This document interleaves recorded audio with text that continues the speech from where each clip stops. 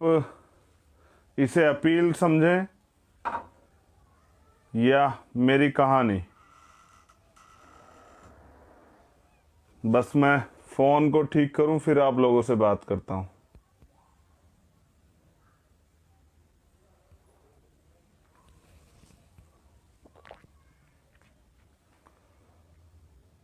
बाईस अप्रैल है आज,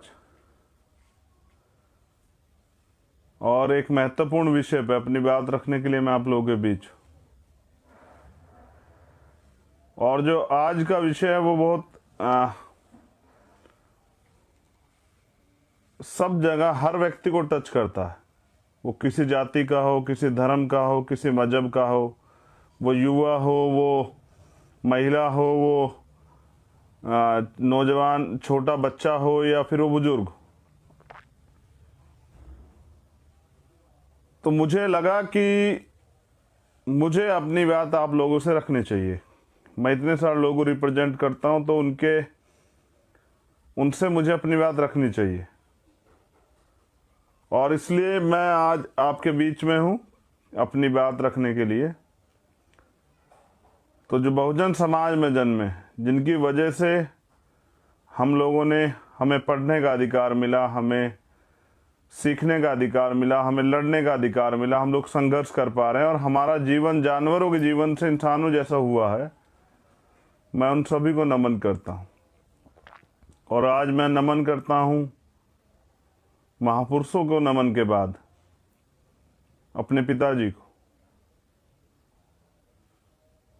क्योंकि आज का जो लाइव है वो एक लाइव नहीं है, वो एक वार्ता है अपनी दिल की जो तकलीफ है आप लोगों को बयां करने के लिए। और वो मेरी तकलीफ नहीं, वो हर गरीब व्यक्ति की तकलीफ है, और वो हर उस व्यक्ति की तकलीफ है। जब आप उसे सुनेंगे तो आपको पता रहेगा कि जिस व्यक्ति ने कुछ खोया, मेरे जीवन में ये बदलाव कैसे आया।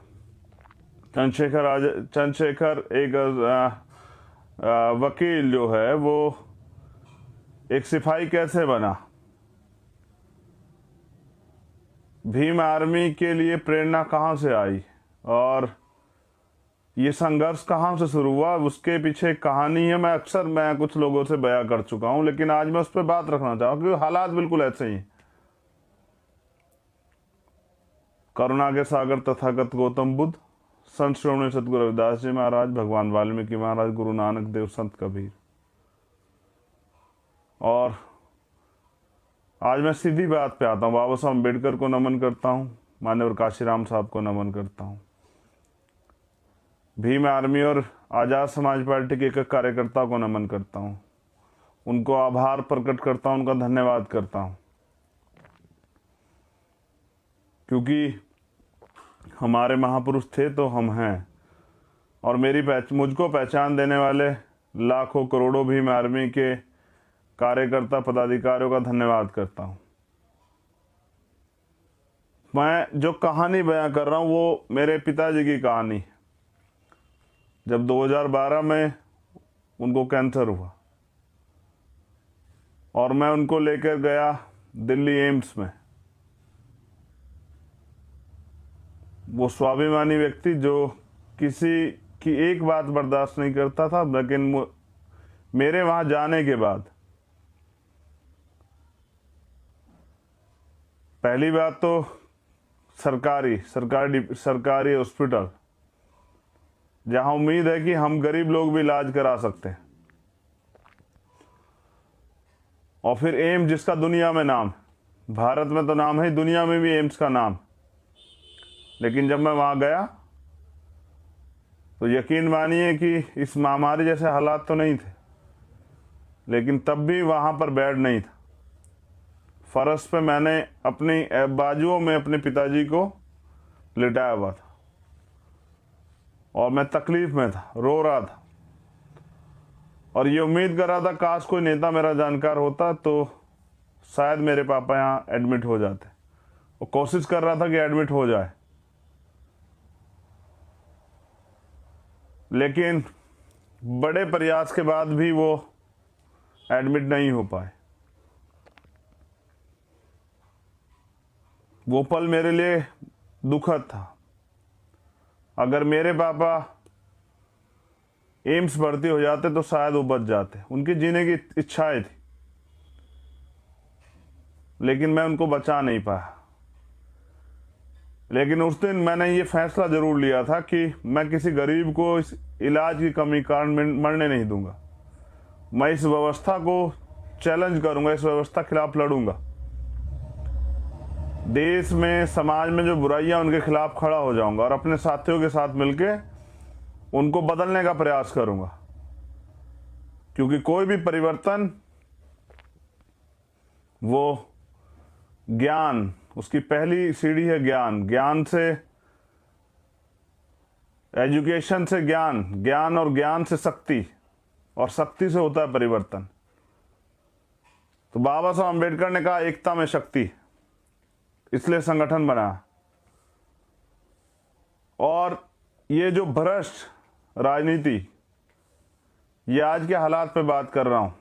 मैंने अपने पिताजी तो खो दिए, लेकिन मैंने चाहा है कि और गरीबों के साथ ऐसा ना हो, इसलिए हम लोग लड़ रहे हैं। और ये बात आज के माहौल में आप खुद चेक करें। जिन हॉस्पिटलों के बाहर से जो वीडियो आ रही हैं, शमशान में क्या हालात हैं, कब्रिस्तान में क्या हालात हैं, आपके घरों पे क्या हालात हैं, आपके गांव में, आपके जिलों के अस्पतालों में क्या हालात हैं, मैं उस पर भी चर्चा करूंगा। लेकिन मैंने जो कहानी आपसे बयां की, ये मेरी लाइफ का जो चेंजिंग मोमेंट था। क्योंकि मैंने अपने पिताजी से वादा किया कि मैं किसी भी कीमत पे, यहाँ कॉन्स्टिट्यूशन में सारे अधिकार होने के बाद भी जिस तरह का भेदभाव गरीबों और अमीरों के साथ है, और फिर जाति की तमाम तरह की समस्याएं, मैं इसको चैलेंज करूंगा, मैं इसको लड़ूंगा।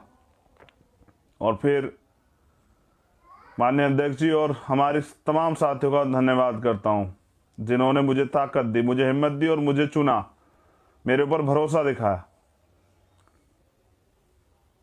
तो मैं,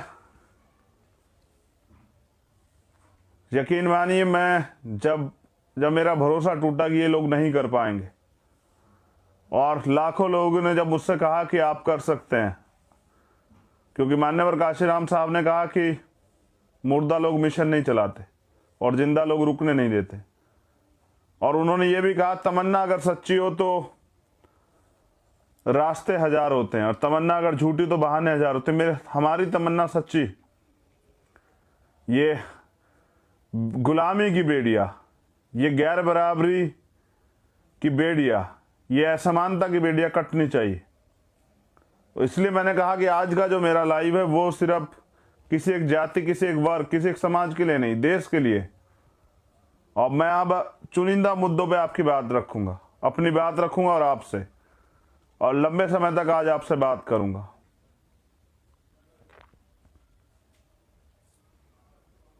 अगर आम आदमी मास्क नहीं लगाएगा तो उस पर जुर्माना लगेगा, और यूपी में तो अगर दोबारा मास्क नहीं लगाएगा तो 10,000 रुपये का जुर्माना। और क्या योगी बाबा जी ने 10,000 रुपये का रोजगार दिया नौजवानों को? चलो मैं मानता हूं कि वो मास्क उनके लिए जरूरी है, आप तो रैलियों में नहीं लगाते, आपकी पार्टी के लोग तो नहीं लगाते। चलो खैर, मैं ये भी मान लेता हूं कि भाई साफ सरकार है, तो सरकार, कानून में सरकार के लिए छूट है, क्योंकि सत्ता का जो दुरुपयोग वही तो आप कर रहे हैं। लेकिन मैं पूछना चाहता हूं कि इस 71 साल की राजनीति में तमाम पार्टियों की सरकारें रही, तमाम नेता रहे, मैं जानना चाहता हूं देश से कि आप बताएं, देश के लोग मुझे, कि अगर हॉस्पिटल में बेड ना मिले, हॉस्पिटल में दवाई ना मिले, हॉस्पिटल में आईसीयू बेड ना हो, हॉस्पिटल में वेंटिलेटर ना हो, हॉस्पिटल में जो बुनियादी जरूरतें हैं, मेडिकल फैसिलिटी वो ना हो, तो सरकार पे कौन जुर्माना लगेगा? कौन सी सरकार जवाब देगी इसका? हम लोग किससे सवाल करें? हम लोग किसको पकड़ें? हम किससे बात करें? और इन सब कमी के कारण जब हमारे अपने लोग हमारे बीच से चले जाएंगे, जो बच सकते हैं, जब ऑक्सीजन नहीं होगी तो इतने लोगों की जान जा रही है, इनकी जिम्मेदारी किसकी है? ये सरकारी तंत्र बना किस लिए था? ये लोकतंत्र तो बना इसलिए था, ये एडमिनिस्ट्रेशन, ये बुनियादी जितना भी सिस्टम बना इसलिए तो बना कि अंतिम व्यक्ति को भी सुविधा दी जा सके, अंतिम व्यक्ति को भी जो है वो सुविधाएं, वो अधिकार मिले जो सभी लोगों को है। तो हम लोग किससे सवाल करें? आम आदमी किसके पास जाए? आम आदमी किसका गिरबान पकड़े? किससे सवाल करे? किसके आगे अपना दुखड़ा रोए? किसके आगे आंसू बहाए? किसकी गाड़ी के आगे लेटे? सीएम की गाड़ी के आगे, पीएम की गाड़ी के आगे? कहाँ जाए आदमी जब वो अपनों को खोता है? ऐसे समय में कौन जवाब देगा? मुख्यमंत्री जवाब देंगे? प्राइम मिनिस्टर जवाब देंगे? जब आप सवाल करेंगे, आप मुद्दों पे सवाल करेंगे, इधर आप सवाल करेंगे तो वो आपको नक्सली कह देंगे, खालिस्तानी कह देंगे, आतंकवादी कह देंगे, देशद्रोही कह देंगे। आप सवाल करोगे मुद्दों पे तो वो ले आएंगे धर्म, वो ले आएंगे छदम राष्ट्रवाद, वो ले आएंगे हिंदू मुसलमान, वो ले आएंगे, अगर इससे भी काम नहीं चल रहा तो वो ले आएंगे भारत पाकिस्तान, वो ले आएंगे शमशान कब्रिस्तान। ये सब बातें लाके और मुद्दों को पीछे हटा देंगे। ये देश की जो है ये आम समस्या है। ये जो मैंने कहा आपसे, जब भी आप सरकार सवाल करोगे तो सरकार, मीडिया के लोग इस पर चर्चा कर देंगे। अभी तो आप आने वाले कल में देखना कि जैसे चुनाव खत्म होंगे तो हो सकता है कि मीडिया गायब ही कर दे इस मुद्दे को। मीडिया दिखाए ना, क्योंकि आपको तो वही पता लगता है ना जो मीडिया दिखाती है देश के लोगों को। सोशल मीडिया वाले तो नहीं जा सकते हैं कि क्या क्या अस्पताल के अंदर हो रहा है। अब तो हालात भयावह हो गए हैं, डरावने हो गए हैं। चोर बाजारी तो देखिए कि लाशों से भी पैसे वसूले जा रहे हैं।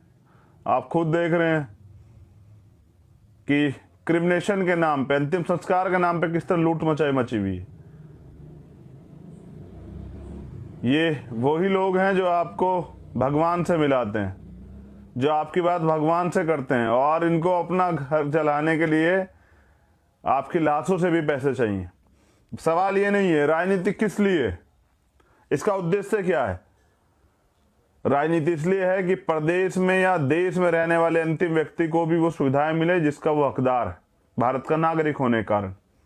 कौन सी सरकार दे रही है, किस सरकार ने दिया, और सरकार क्यों नहीं दे रही है? कॉन्स्टिट्यूशन देता। मैं तो अपने भाषण में भी कहता हूं कि रोटी, कपड़ा, मकान, चिकित्सा, शिक्षा, सुरक्षा, रोजगार और न्याय, ये 8 चीजें कॉन्स्टिट्यूशन देता है। सरकार की जिम्मेदारी बनती कि दे, लेकिन क्यों नहीं देती सरकार है? क्योंकि उनको पता है ना, जब वोट का समय आएगा तो हम हिंदू मुसलमान पे बात करेंगे, हम मंदिर मस्जिद पे बात करेंगे, हम भारत पाकिस्तान पे बात करेंगे, हम शमशान कब्रिस्तान पे बात करेंगे, हम धर्म पे बात करेंगे और धर्म की अफीम चटाएंगे लोगों को। तो ये डरावना है। हमें एजुकेशन पे बात करनी चाहिए, लेकिन सरकार धर्म की बात करेगी। हम रोजगार की बात करेंगे, सरकार जो है राष्ट्रवाद की बात करेगी। हम बेहतर इलाज की बात करेंगे, हॉस्पिटल की बात करेंगे, अस्पताल बनाने के, अस्पताल में सुविधा की बात करेंगे तो वो मंदिर मस्जिद पे बात करेगी। हम बात करेंगे महिलाओं की सुरक्षा पे तो वो बात करेगी भारत पाकिस्तान पे। ये मीडिया का चरित्र है, जिसको कहते हैं लोकतंत्र का चौथा स्तंभ है। हम बात करेंगे सुविधाओं पे जो अंतिम व्यक्ति को मिलनी चाहिए तो सरकार बात करेगी, सरकार कहेगी कि आप देशद्रोही हो, आप आतंकवादी हो, आप खालिस्तानी हो, आप नक्सली हो। झूठे मुकदमे लगाएगी, जेल डाल देगी। चुनाव, मोदी जी, अमित शाह जी चुनाव प्रचार नहीं रोकेंगे, वो चुनाव पे भी बैन नहीं लगाएंगे, चुनाव रोकने की बात नहीं करेंगे। चलिए, चुनाव प्रचार मत रोकिए, चुनाव पे बैन मत लगाइए, लेकिन पूर्व सुबह के शाम समय जो है चुनाव में सभा करेंगे, लाखों लोगों की रोड शो करेंगे, इनकी तो भाजपा के लोगों की तो इंसानियत पे चली गई। अमित शाह आज भी रोड शो कर रहे हैं और शाम को आगे प्राइम मिनिस्टर कहेंगे कि 2 गज दूरी मास्क है जरूरी, और आपकी रैलियों में जब आप लाखों लोगों के साथ रैलियां कर रहे हैं, रोड शो कर रहे हैं, तब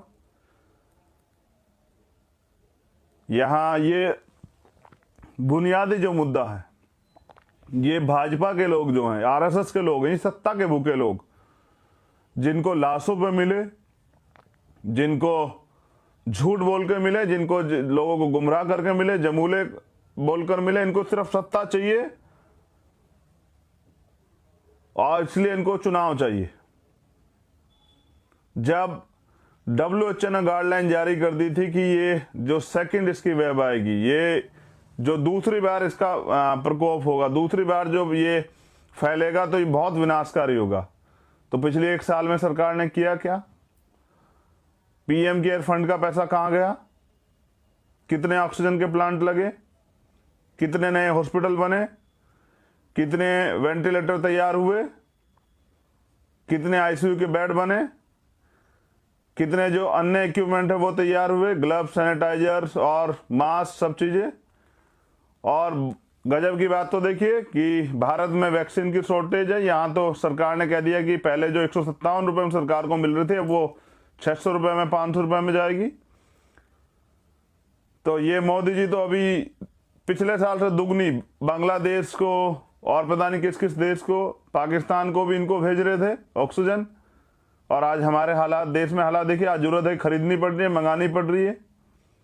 तैयारी क्या है सरकार की? सरकार वाहवाही लूटने के चक्कर में, सरकार जो है सत्ता में आने के चक्कर में, सरकार बनाने के चक्कर में, और ये सब चीजें कर रही है। इसका नुकसान किसे झेलना पड़ रहा है? आम आदमी को। और वह आम आदमी किससे सवाल करे, किस सरकार से पूछे? बड़ी बड़ी 3000 करोड़ रुपए की पटेल साहब की मूर्ति लगाने से गरीबों की जान बच जाएगी क्या? स्टेडियम बनाने से गरीबों की जान बच जाएगी क्या? 4000 करोड़ रुपए कुंभ में लगाने से गरीबों की जान बच जाएगी क्या? और जो आज हालात हैं, ऑक्सीजन का सिलेंडर अस्पताल वाले कहते हैं कि गरीब आदमी लेके आए अपना, तब पेशेंट भर्ती होगा। तो कितना रोजगार दिया सर आपने? कितने लोगों को जो है आर्थिक इकोनॉमिक कंडीशन क्या है, देश की GDP कहाँ है, क्या बताना पड़ेगा आपको? माइनस में चल रहे हैं आप लोग। आम आदमी पे खाने को रोटी नहीं, वो कहां से लाके इलाज के लिए पैसे? और उसकी जिंदगी, राइट टू लाइफ की कौन जिम्मेदारी लेगा? ये सरकारों के अलावा कौन पे 302 का मुकदमा क्यों ना दर्ज हो? क्यों माननीय सुप्रीम कोर्ट जो है स्वतः संज्ञान नहीं ले रहा है?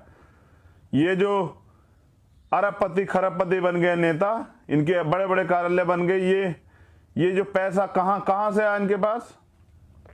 ये लोगों पे दवाई के पैसे नहीं है, लोगों की जान की कोई वैल्यू नहीं है। बीजेपी को, भाजपा के लोगों को सरकार बनानी है, बंगाल में चुनाव लड़ना है। अगर उसमें कोरोना संक्रमण फैल जाएगा, लाखों लोगों की जान जाएगी, कोई मतलब नहीं है। इनकी जो हवस है, सत्ता की भूख जो है वो पूरी होनी चाहिए। तो मेरा आपसे भी ये कहना है कि आप, कुछ लोग जो हैं देश में निजीकरण पे बहुत खुश थे कि प्राइवेटाइजेशन हो रहा है, बहुत अच्छी बात है, होना चाहिए। ये लोग काम नहीं करते, सरकारी वाले जो हैं ये हाथ पे हाथ धर के खाते हैं। और सर अब कौन सा प्राइवेट हॉस्पिटल आपको एडमिशन दे रहा है? अब तो आप सरकारी के भरोसे हैं। सारे अधिकारी कर्मचारी, वो गवर्नमेंट हॉस्पिटल हो या फिर वो पुलिस हो या प्रशासन के लोग हो, आप तो उनके भरोसे हैं। आपको तो प्राइवेट चाहिए था। आप तो बड़े बड़े दावे कर रहे थे कि इससे तो जो है मकारे लोग जो हैं उसमें रूलिंग में बैठे हुए हैं, सरकारी की वजह से ये तो बंद होना चाहिए। और आप आज, जब आपके पिताजी हॉस्पिटल में हैं और आप इलाज का खर्चा नहीं जुटा पा रहे हैं, आपकी माँ हॉस्पिटल में, आपकी बहन हॉस्पिटल में, आपकी पत्नी हॉस्पिटल में, आपका बच्चा हॉस्पिटल में है, तो सर अब कौन से सरकारी वाले को गाली देंगे? ये अपनी जिम्मेदारियों से भाग के काम नहीं चलेगा। ये जो देश के जो लोग हैं, ये चुनाव के समय अपनी जिम्मेदारी से भागते हैं और ये सवाल नहीं करते हैं। निजीकरण पे खुश होने वालों से मैं दोबारा पूछना चाहता हूं, सर अब जहां आपकी आय इतनी अच्छी नहीं है, आपको तो पता है ना कि प्राइवेट वाले तो अभी किसी की गाड़ी भी रख ली, वो डेड बॉडी नहीं दे रहे थे तो किसी की गाड़ी भी रख ली उन्होंने कि भाई गाड़ी छोड़ जाओ, गाड़ी हम लोग सीज रखेंगे अपने पास, अगर जब पैसे चुका दोगे तब ले जाना। ये प्राइवेट। और आज अगर आप प्राइवेट में हैं, आपकी बीवी बीमार है तो आपको छुट्टी चेंज नहीं मिलेगी, आपकी माँ बीमार है तो छुट्टी नहीं मिलेगी। ये प्राइवेट सेक्टर तो अब छुट्टी मार के बैठ जाएगा। सरकारी कर्मचारी अभी भी जाएंगे, अपनी जान को जोखिम में लेंगे। सफाई कर्मचारी जाएगा सड़कों पे, अधिकारी कर्मचारी जाएंगे। तो क्योंकि आपको जानकारी नहीं है और आप जानना नहीं चाहते, आप सवाल नहीं करना चाहते, इसलिए आप इन सब चीज़ों से अनभिज्ञ हुए बैठे हैं और आप जानना भी नहीं चाहते। देखिए, मैं बहुत सीधी बात आपसे कर रहा हूं, ये इसमें कोई चोरी नहीं है। ये जो अडानी अंबानी के किराए पे लाए गए लोग हैं, ये आपका भला नहीं कर सकते हैं, ये आप जान लीजिए। ये जो किराए पे लाए हुए लोग हैं, जो अडानी अंबानी के अपने लोग हैं, ये आरएसएस भाजपा के लोग आपका भला नहीं कर सकते। और जो लोग पहले भी सरकारों में रहे, उन्होंने कितना भला किया आप देख लीजिए। दूसरे देशों की तुलना में हम लोग कहाँ हैं। और आज भी लोग हवन से ख़त्म कर रहे हैं, कोरोना पूजा पाठ से ख़त्म कर रहे हैं, तो हॉस्पिटल तो की ज़रूरत ही नहीं उन लोगों को, तो उनको तो नहीं जाना चाहिए हॉस्पिटल, जो आज भी पाखंडवाद में घूम रहे हैं। और मुझे दुख है कि यहाँ तो आप हालात देखिए, मुसलमान होना अपराध है। जब पिछली बार तबलीगी जमात पे बात आई थी तो कितना बवाल काटा था हम लोग, ये देश के लोगों ने पानी पी पी के गालियाँ दी थी मुसलमानों को। और अब कुंभ में, क्योंकि आपका वोट खतरे में पड़ जाएगा तो आप नहीं बोलेंगे। और जब कुंभ में बैठे हुए हमारे महामंडलेश्वर ये कह रहे हैं कि भाई ये तो रहेगा कोरोना, ये क्या नाम कुंभ, जब सरकार के लोगों की बात नहीं मानते तो आप मुकदमा तो दर्ज नहीं करेंगे उनके ऊपर, ना ही उनसे सवाल करेंगे, ना ही पुलिस भेज के जोर जबरदस्ती करेंगे, ना ही उनको जो है जेल में डालेंगे, क्योंकि आपका हिंदू वोट खतरे में पड़ जाएगा। तो वोटों के सौदागर को मैं पूछना चाहता हूं कि भाई आप आम आदमी की जान क्यों खतरे में, क्योंकि जो वहां गया है कुंभ में और वो कुंभ से आएगा और जाएगा जनता के बीच में, तो अगर उससे संक्रमण फैलेगा तो कौन जिम्मेदार होगा, इसकी जिम्मेदारी कौन लेगा। कोई विपक्ष के लोग रैली नहीं कर सकते हैं, विपक्ष के लोग रोड शो नहीं कर सकते, विपक्ष के लोग नहीं निकल सकते, उन पर मुकदमे दर्ज हो जाएंगे। लेकिन आप तो सही पे भी सवाल नहीं कर सकते हैं।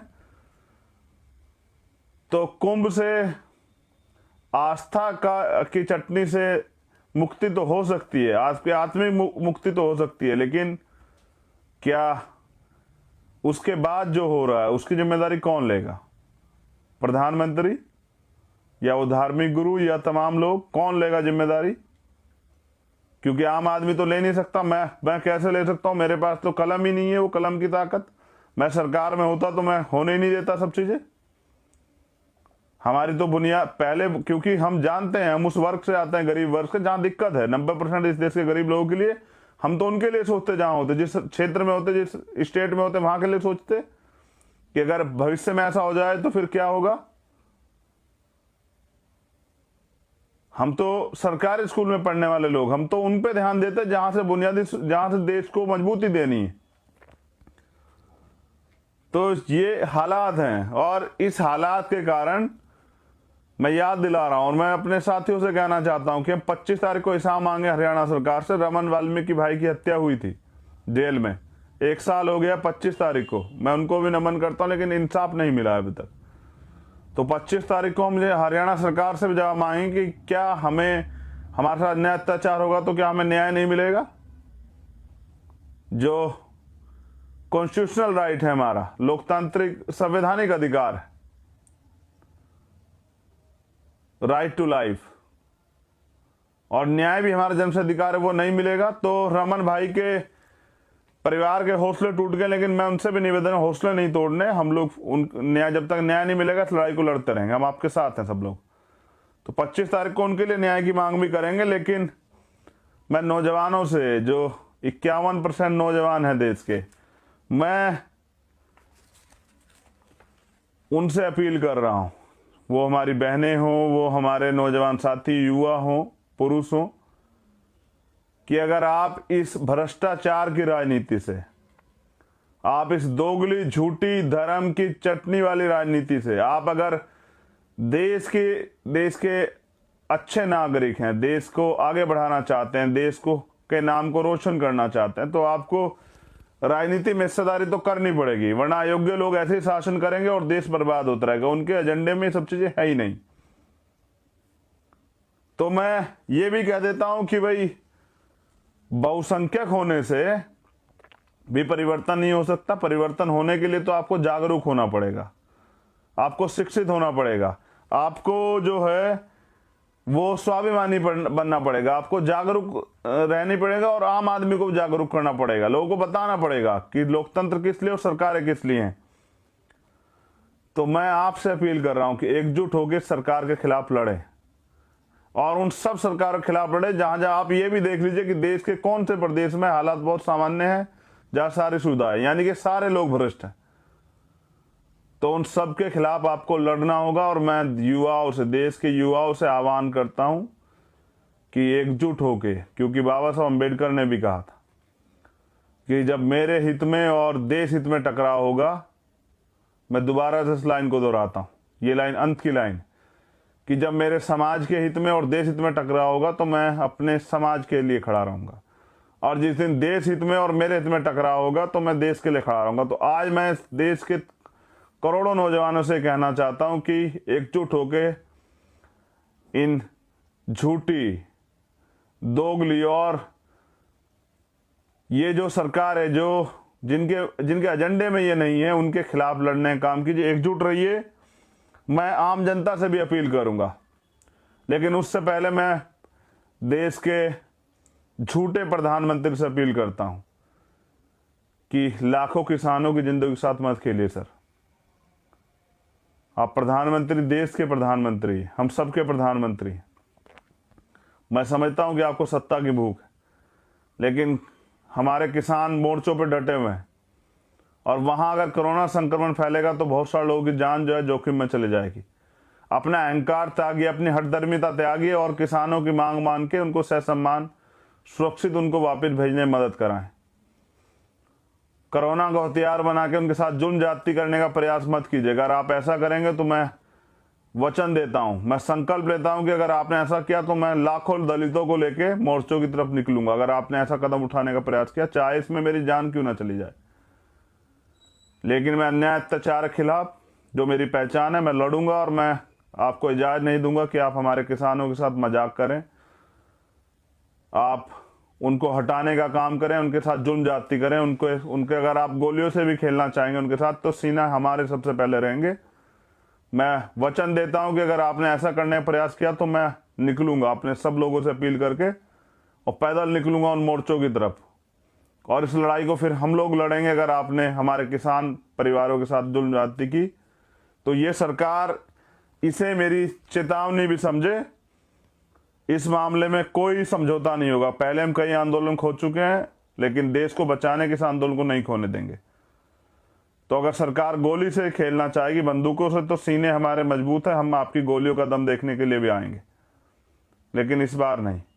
और मेरी अपील है आम आदमियों के साथ, भीम आर्मी और आजाद समाज पार्टी कार्यकर्ताओं से, बहुजन समाज के लोगों से, हर उस व्यक्ति से जो सक्षम है कि गरीब लोग परेशान हैं, वो अपने लोगों को बचाना चाहते हैं, सरकार ने सुविधाएं नहीं दी, उनकी मदद कीजिए। आप लोग निकलिए और अपनी जान की सुरक्षा करते हुए जो जरूरी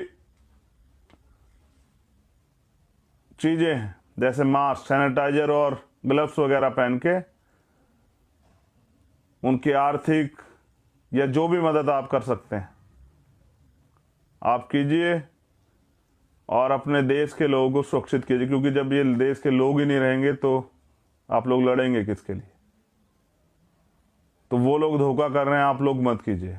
मेरी आपसे अपील है भीम आर्मी और आजाद समाज पार्टी कार्यकर्ताओं से कि जहां भी कोई परेशान हो और वो आपसे मदद मांगे, मैं तो कर रहा हूं, क्योंकि मैं अभी सरकार में नहीं हूं, तो मैं लोगों से मदद ले लेके कर रहा हूं, लोगों से अपील करता हूं, लोगों को फ़ोन करता हूं, कॉल करता हूं कि मदद कीजिए। लेकिन मैं आपसे ये कहता हूं कि आप जिस भी ज़रूरतमंद की मदद कर रहे हैं तो अपने आप को सौभाग्यशाली मानिए। और ये झूठ, पाखंडवाद और तमाम तरह की चीज़ों से निकल के विज्ञान के क्षेत्र में जाइए। आज जो अगर कोई चीज़ आपको बचा सकती है तो वो दवाई बेहतर इलाज है। तो मेरा आज का जो लाइव था, इसके लिए मैं आपका धन्यवाद करता हूं कि आप हज़ारों की संख्या में इसको सुन रहे हैं, लेकिन इस पर अमल भी करना है। सत्ता, राजनीतिक व्यवस्था इसीलिए कि परिवर्तन किया जाता। 71 साल में आज भी जो है, अगर देश में 84 करोड़ लोग सस्ते राशन पर निर्भर है तो बदला क्या है देश में? यानी कि लोगों ने बदलना ही चाहा। लोग चाहते हैं गरीब लोग उनके मोहताज बने रहे, उनके अधीन बने रहे। मैं इस व्यवस्था को बदलने में आपकी मदद चाहता हूं। अपने देश को का जो नाम है दुनिया में, सोने की चिड़िया, उसको दोबारा से बुलंद करने के लिए इस झूठी धर्म की, छल की, मंदिर मस्जिद की, पाखंडवाद की राजनीति से बाहर निकाल देश के लिए कुछ करने के लिए, देश के वंचित वर्ग के तबके को अधिकार के लिए और देश के गौरव को जिंदा रखने के लिए। उस गौरव को जब जय भीम जय भारत कहते तो गर्व से हमारा सीना जो है चौड़ा होता है। जब टीम इंडिया जीतती है तो हम लोग गर्व करते हैं। जब भारत से कोई गोल्ड मेडल लेके आता है, चाहे ओलंपिक में हो या एशियाड में हो, कहीं भी, तो हम लोग फूले नहीं समाते। जब भारत का कोई व्यक्ति टॉप करता है या भारत का नाम रोशन करता है तो हम लोग अपने आप को गौरवान्वित महसूस। भारत के सम्मान के लिए मैं देश के नौजवानों से ये कहना चाहता हूँ कि दूसरों के भरोसे मत छोड़िए, ईश्वर के भरोसे मत छोड़िए, किसी के भरोसे मत छोड़िए, अपनी लड़ाई लड़िए और अपने देश को सुरक्षित रखने के लिए और अपने देश के लोगों को सुरक्षित रखने के लिए कदम बढ़ाइए। निकलिए, घर से निकलिए और मदद कीजिए। हाँ, यहाँ आपको मुसीबतों के सामने भी करने पड़ेंगे, लेकिन इससे नहीं घबराना। ये तो सहने पड़े हमारे गुरुओं महापुरुषों को। जब भी हमने परिवर्तन की लड़ाई लड़ी है तो बहुत कुछ कुर्बान करना पड़ा है। तो खूब मदद करें। ये मदद जो है लोगों के प्रति आपके भरोसे को और मजबूत करेगी।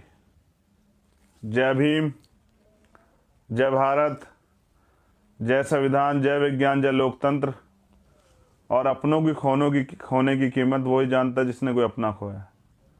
मैं तो इस समाज को परिवार मानता हूँ, इस पूरे देश को परिवार मानता हूँ, बहुजन समाज को परिवार मानता हूँ। मैं तो करोड़ों माताओं बहनों के दुख को, उनके आंसुओं को पूछना चाहता हूँ। मैं तो अपने बुजुर्गों की पगड़ी का सम्मान रखना चाहता हूँ। मैं तो नौजवानों के लिए हक अधिकार चाहता हूँ, उनके लिए रोजगार चाहता हूँ, उनके लिए अच्छे एजुकेशन चाहता हूँ, उनके लिए न्याय चाहता हूँ। मैं तो देश में समता, समानता, बंधुत्व, भाईचारे पर आधारित समता मूलक समाज की स्थापना के लिए बाबा साहब अम्बेडकर और मान्यवर काशीराम साहब के सपने को पूरा करना चाहता हूँ। और इस लड़ाई में मैं आपका साथ भी चाहता हूँ। बहुत बहुत आभार। आप सभी का मंगल हो। करुणा के सागर तथागत बुद्ध की अनुकंपा हम सब लोगों पे हो। हमारे गुरुओं महापुरुषों की अनुकंपा हम सब लोगों पे हो। सतगुरु रविदास जी महाराज, भगवान वाल्मीकि महाराज, गुरु नानक देव, संत कबीर की अनुकंपा हम पे हो। और वो अनुकंपा इसलिए हो कि हमें सद्बुद्धि मिले देश के लोगों को, और हम लोग इस नकम्मी और भ्रष्टाचारी सरकारों को हटा के अच्छे लोगों को काम करने का मौका दे, जिससे कि भारत का भविष्य जो है वो अच्छा। बहुत बहुत धन्यवाद, आभार। जय भीम, जय भारत।